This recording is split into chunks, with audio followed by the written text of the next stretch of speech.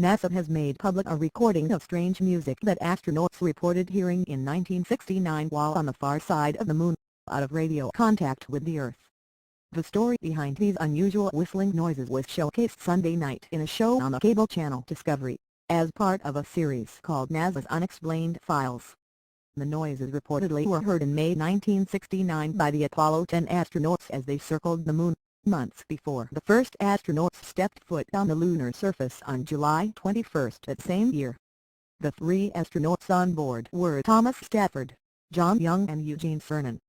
The sounds, which lasted about an hour, were recorded and transmitted to Mission Control in Houston. The transcript of the text was released in 2008, but the actual audio has only just been made public. "You hear that? That whistling sound?" asks Cernan, describing it as outer space-type music. The trio felt the sounds were so strange that they debated whether or not to tell the chiefs at NASA, for fear they wouldn't be taken seriously and could be dropped from future space missions, according to the Discovery show. NASA says the sounds could not have been alien music.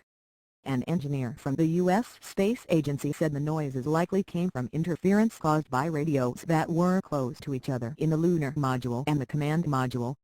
Astronauts Al Worden, who flew on Apollo 15, disputed that explanation, saying logic tells me that if there was something recorded on there, then there's something there, according to the Discovery show.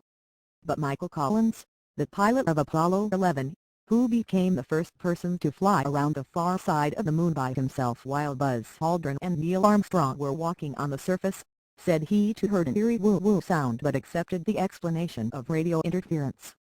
In fact, he'd been warned ahead of time, he wrote in his book, Carrying a Fire, An Astronaut's Journeys. "Had I not been warned about it, it would have scared the hell out of me," he wrote.